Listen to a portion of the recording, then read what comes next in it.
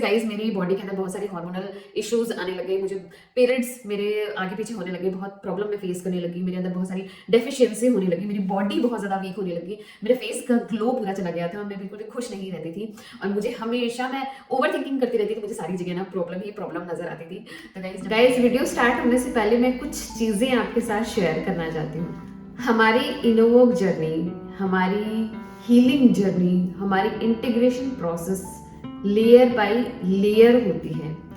Guys हमें चीज़ों को लेयर बाय लेयर डील करना है। जैसे हमारी फिजिकल बॉडी में कोई वूंड आ जाता है, कोई घाव हो जाता है, क्या वो अचानक ठीक हो जाता है? नहीं ना, उसमें भी टाइम लगता है और उस पर भी एक लेयर आती है, फिर दूसरी स्किन की लेयर आती है, तीसरी स्किन की लेयर आती है। इस तरीके से हमारा भी घाव भरता है। उसी तरीके से हमारे जो इंटरनल प्रॉब्लम्स है, इंटरनल वुंड्स है, ब्लॉकेजेस है ना, ये सभी ऐसे ही हील होते हैं स्टेप बाय स्टेप। तो हमें बहुत ध्यान रखना है कि हमें बहुत स्लो जाना है। जितना हम स्लो जाएंगे ना, उतना जल्दी और उतना ज़्यादा हम ग्रो कर पाएंगे। Hi guys, welcome to my channel healing process. मेरा नाम है सुमन और अपने इस चैनल पर मैं एनर्जी से रिलेटेड, रिलेशनशिप से रिलेटेड, इनोवॉक प्रैक्टिसेस से रिलेटेड कंटेंट शेयर करती हूँ।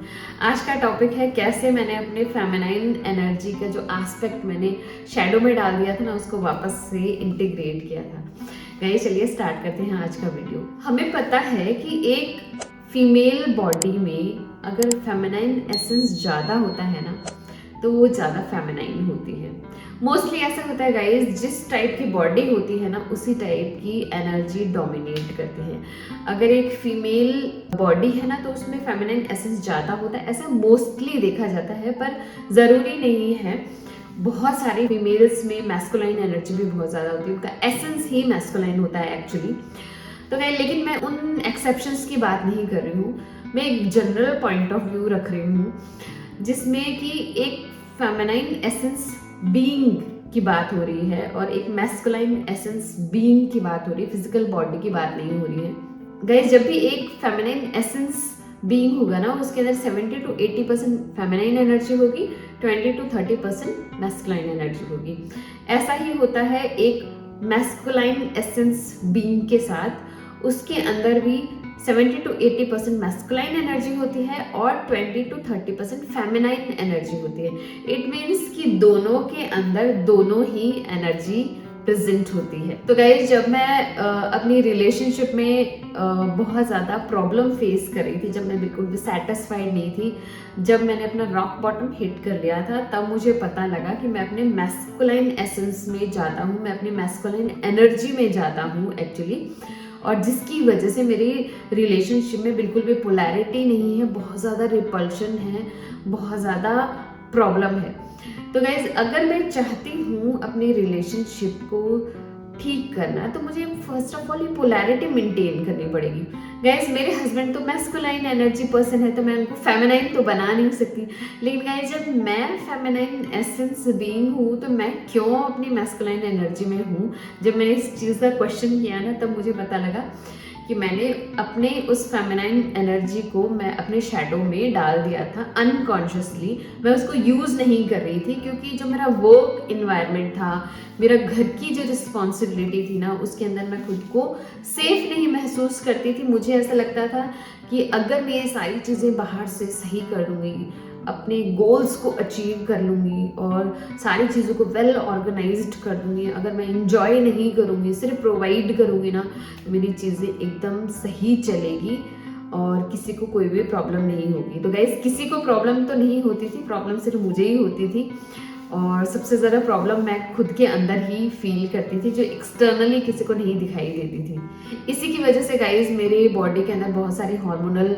इश्यूज आने लगे, मुझे पीरियड्स मेरे आगे पीछे होने लगे, बहुत प्रॉब्लम मैं फेस करने लगी, मेरे अंदर बहुत सारी डेफिशिएंसी होने लगी, मेरी बॉडी बहुत ज़्यादा वीक होने लगी, मेरे फेस का ग्लो पूरा चला गया था, मैं बिल्कुल भी खुश नहीं रहती थी और मुझे हमेशा मैं ओवर थिंकिंग करती रहती थी, मुझे सारी जगह ना प्रॉब्लम ही प्रॉब्लम नज़र आती थी। तो गाइस जब चीज़ें मेरे सिर के ऊपर से चली गई थी ना, तब मैंने डिसीज़न लिया कि मुझे अपनी लाइफ में चेंज लेके आना है। जब मुझे ये पता लगा कि मेरा फेमिनाइन जो एस्पेक्ट है ना, वो हिडन है, मेरे शैडो सेल्फ में, तो मैंने सोचा उसको इंटीग्रेट करना चाहिए। जब मैं चाहती हूँ अपनी लाइफ में इम्प्रूवमेंट, तो मुझे अपने सभी एस्पेक्ट्स को इंटीग्रेट करना है। तो इसके लिए मैंने कुछ बहुत अच्छी चीज़ें करना स्टार्ट किया। फर्स्ट ऑफ ऑल गाइज, हमें ये देखना पड़ेगा कि हम किन चीज़ों से खुद को आइडेंटिफाई करते हैं। जिन चीज़ों से हम खुद को आइडेंटिफाई करते हैं ना, उसके अलावा जो भी चीज़ें हैं ना, वो सारी आपके शैडो में चलेगी। मैं खुद को आइडेंटिफाई करने लग गई एक गोल गेटर की तरह, एक प्रोवाइडर की तरह, सब कुछ वेल ऑर्गेनाइज करके रखना, इंजॉय नहीं करना, हमेशा देना देना, और चाहे वो फॉर्म ऑफ सर्विस हो या फिर फॉर्म ऑफ कॉम्प्लीमेंट हो, चाहे कुछ भी हो, मैं रिसीव नहीं करती थी। तो इसके अलावा जो एस्पेक्ट्स है ना, वो सारे शैडो में चले गए। तो मुझे ये चाहिए कि मैं उन सभी एस्पेक्ट्स को वापस इंटीग्रेट करूँ। तो फर्स्ट ऑफ ऑल मुझे ये जानना है कि मेरी आइडेंटिटी क्या है, मैं किससे खुद को आइडेंटिफाई कर रही हूँ। तब मैंने कुछ चीज़ें अपने अंदर देखी और उसी के ऑपोजिट जो एस्पेक्ट्स थे ना, उनको इंटीग्रेट करना स्टार्ट किया। वो सारे कैरेक्टरिस्टिक्स को इंटीग्रेट करना स्टार्ट किया, अपनी एवरीडे लाइफ में उनको इम्बॉडी करना स्टार्ट किया। गाइज, एक एग्जांपल से समझते हैं। गाइज, अगर आप खुद को आइडेंटिफाई करते हो ना, आप एक आपके अंदर बहुत ज़्यादा मदरली एनर्जी है, आप बहुत नर्चरिंग आपकी एनर्जी है। जैसे कोई आता है तो आप उसको बहुत ज़्यादा खाना वाना बना के खिलाते हैं, बहुत कडल करते हैं, चाहे वो बड़ा हो चाहे छोटा हो, उसको बहुत लाड प्यार से रखते हैं। जैसे एक मदर अपने बच्चे को रखती है ना, आप वैसे उसको केयर देने लग जाते हैं ना। इट मीन्स आपके अंदर वो मदर एनर्जी ज़्यादा है, और जो दूसरी एनर्जी है ना, वो आप उससे वर्क नहीं करते हैं, कोई भी काम उससे नहीं करते। सपोज बहुत सारे ऐसे एस्पेक्ट्स होते हैं, जैसे सेंशुअल एस्पेक्ट हो गया, प्लेफुलनेस हो गई। तो ये सारे एस्पेक्ट्स, बॉस बेब एस्पेक्ट हो गया, जिसमें ना आप बॉसी काम करते हो, बहुत ज़्यादा रूल करते हो। तो वो सारे एस्पेक्ट्स आप यूज़ नहीं करते, वो सारे हिडन रह जाते हैं। अनदर एग्जाम्पल, अगर आप खुद को रिजेंपल करते हो कि आपकी ना बाउंड्रीज बहुत ज़्यादा पुअर है, कोई कभी भी आ रहा है जा रहा है, आपको कोई भी कुछ बोल के जा रहा है, आप नो नहीं कह पाते हैं, कोई आपसे कोई भी काम करवाता है, आपके ऊपर ज़बरदस्ती कोई काम थोप जाता है, इट मीन्स कि आपकी बाउंड्रीज है ना, बिल्कुल भी पुअर नहीं है। इसका जस्ट ऑपोजिट एस्पेक्ट है एक स्ट्रॉन्ग बाउंड्री वाली पर्सनैलिटी। तो गाइस, आपको वो स्ट्रॉन्ग बाउंड्री वाली पर्सनैलिटी अपनी लाइफ में लेके आना है, उसको एम्बॉडी करना है। तो इसके लिए हमें खुद का आइडेंटिफिकेशन फाइंड आउट करना है, अपने वैल्यूज़ जिन पे आप जी रहे हो, आपके बिहेवियर्स क्या चल रहे हैं, आपके पैटर्न्स क्या चल रहे हैं, जस्ट ऑपोजिट कैरेक्टरिस्टिक्स है ना, आपको उनको अपनी लाइफ में, रोज की लाइफ में ना इम्ब्रेस करना है, इंक्लूड करना है। जैसे मैंने फर्स्ट कैरेक्टरिस्टिक अपने अंदर देखा कि जब भी मैं चीज़ें रिसीव करती हूँ ना, मुझे ऐसा लगता है कि मुझे एक तो इसको रिसीव ही नहीं करना है, मैं पहले उसको मना ही करती हूँ। अगर मैंने इसको रिसीव कर लिया ना, तो मुझे ऐसा लगता था यार मुझे इसकी वैल्यू इसको वापस देनी है, या इसके बदले मुझे कुछ और देना, चाहे वो मेरे हस्बैंड ने ही क्यों ना दी हो, चाहे वो किसी फ्रेंड ने ही क्यों ना दी हो, लेकिन मुझे अंदर से ऐसे लगने लगता था अरे मैं कैसे रख सकती हूँ उसको, मुझे तो इसको देना ही देना, मेरा तो काम लेने का है ही नहीं। तो गाइस, जब भी हमारे अंदर रिसीविंग एनर्जी नहीं होती है ना, जब हमारे अंदर रिसीविंग करने की जो कैपेबिलिटी नहीं होती है ना, इट सिंपली मीन्स कि हमारे अंदर फेमिनाइन एसेंस कम है। क्योंकि feminine body, feminine energy is all about receiving. हमारा काम लेने का है, क्योंकि हमारी बॉडी, हमारी एनर्जी ऐसी ही है, हमें हमेशा हेल्प चाहिए होती है, हमेशा बाहर की एनर्जी चाहिए ही होती है, क्योंकि हमारी बॉडी भगवान ने बहुत फ्रेजाइल बनाई है, उसके अंदर बहुत डेलिकेट हार्मोन्स उन्होंने रखे हुए हैं, ताकि हम इन हार्मोन्स से ना एक नया जीवन दे सकते हैं, बहुत सारे चेंजेस ला सकते हैं। तो इस डेलिकेट बॉडी में इन डेलिकेट हार्मोन्स को अगर हम चाहते हैं ना कि ये अच्छे से रहें, ये इम्बैलेंस ना हो ना, तो हमें सपोर्ट हमेशा चाहिए, बाहर से एनर्जी हमेशा चाहिए। जब आप रिसीव करने लग जाते हैं ना, तो आपकी फेमिनाइन एनर्जी अपने आप इनहेंस होने लग जाती है, अपने आप बैलेंस होने लग जाती है। तो गाइस, इसके लिए मैंने क्या किया, जब भी मुझे कोई कॉम्प्लीमेंट भी देता था ना, तो मैं without uttering a single word उस कॉम्प्लीमेंट को ना अपनी बॉडी में ना एम्बॉडी करने लगी, उसको फील करने लग गई। एक्चुअली पहले कोई भी कॉम्प्लीमेंट करता था ना, तो मैं ना ओवर एक्सप्लेन करने लग जाती थी कि अच्छा ये आपको ऐसा लग रहा होगा क्योंकि मैं ये नया मैंने पहना है, ये चेंज मैंने ऐसा किया है। लेकिन गाइज हमें बिल्कुल भी ज़रूरत नहीं होती चीज़ों को एक्सप्लेन करने की।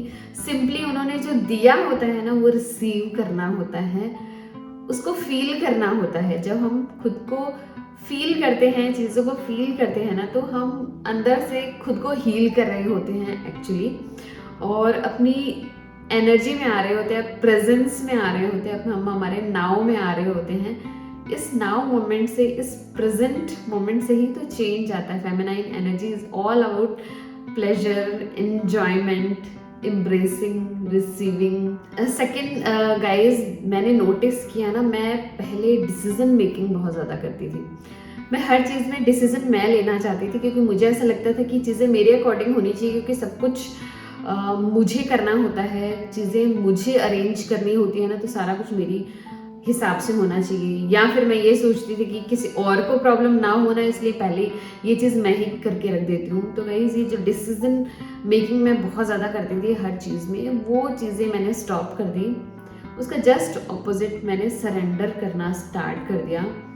जब हम सरेंडर करते हैं ना, एक्चुअली हम हमारे पार्टनर को एक चांस देते हैं ताकि वो लीड ले सके। मैंने लीड लेना एकदम बंद कर दिया, मैंने जस्ट सरेंडर करना स्टार्ट कर दिया। अब जैसा भी मेरे हस्बैंड करते थे या कोई भी करता था ना, मैं उनको करने देती थी। मैं जस्ट अपनी जगह पर एक जैसे बैठी रहती थी और चीज़ों को ऑब्जर्व करती रहती थी, चीज़ों को फील करती रहती थी कि ये लीड लेना कैसा होता है और सरेंडर करना कैसा होता है। दोनों में से कौन सी चीज़ें मेरे एसेंस के अकॉर्डिंग अलाइन लगती है। मुझे ऐसा लगा कि सरेंडर्ड रहना ना बहुत ज़्यादा सही है मेरे लिए, क्योंकि ऑब्वियसली मुझे डिसीजन फटीग नहीं होता। मुझे तो गाइस, जब हमें डिसीजन नहीं लेना होता है ना, तो बहुत एनर्जी हमारी बचती है। एक तरीके से हम बहुत थक जाते हैं हर चीज़ का डिसीजन लेते लेते। लेकिन फेमिनाइन एसेंस होने का मतलब है कि खुद की बॉडी में एम्ब्रेस्ड रहना, अपनी एनर्जी को बिल्कुल भी वेस्ट ना करना, अपनी पोटेंट एनर्जी को प्रिजर्व करके रखना, ताकि वो और दूसरी क्रिएटिविटी में और लाइफ को फील करने में, इंजॉयमेंट में काम आए, ना कि स्टूपिड से डिसीजन लेने में जो कि कोई भी ले सकता है। गाइज, मैं चीज़ों को बहुत ज़्यादा फास्ट करती थी। मुझे लगता था ये चीज़ें इस टाइम पर पूरी हो जाए। मैं बहुत ज़्यादा गोल ओरिएंटेड थी। अब मैंने जस्ट ऑपोजिट करना स्टार्ट कर दिया। मैंने चीज़ों को एज अ गोल लेना बंद कर दिया। मैं चीज़ों को सिर्फ इसलिए करती थी क्योंकि वो चीज़ें मुझे अच्छा फील कराती हैं, मैं बहुत खुश होती हूँ, तभी मैं वो चीज़ें करती हूँ। एल्स मुझे कुछ गोल की एक्सपेक्टेशन नहीं होती। मैं चीज़ों की तरफ स्लो डाउन हो गई। अगर मैं लोशन लगा रही हूँ अपनी बॉडी पर, कोई क्रीम लगा रही हूँ, तो मैं बहुत स्लो हो गई।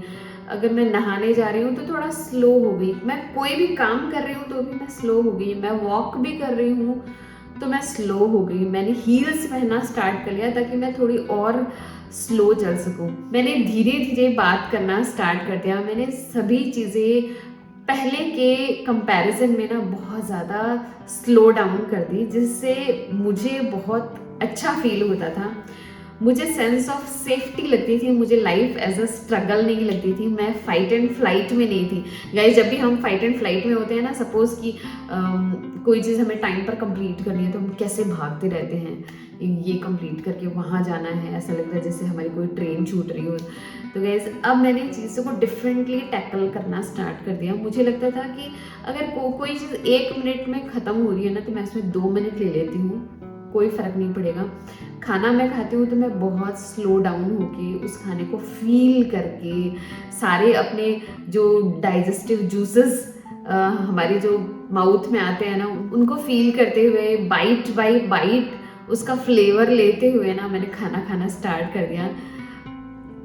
कुछ भी करना अपनी लाइफ में, पानी पीना, उठना, बच्चों के साथ खेलना, चीज़ों को मैंने बहुत ज़्यादा स्लो डाउन कर दिया। गाइस, ऐसा नहीं है कि ये चीज़ें एक दिन में हो जाएंगी। Guys, it will take time और ये लाइफ लॉन्ग प्रोसेस है। ये इन अ वर्क जर्नी है।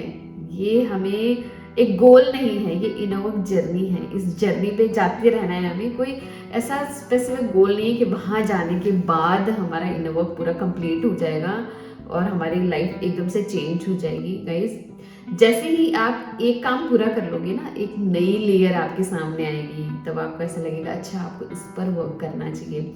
फिर आप वो कंप्लीट कर लोगे ना, फिर एक नई लेयर आपके सामने आएगी, एक नया पैटर्न आपको पता चलेगा आपकी लाइफ में, एक नया ब्लॉकेज पता चलेगा आपको अपनी लाइफ में, एक नया एक्सपीरियंस आपको मिलेगा। तो सब कुछ गाइस चलता रहेगा।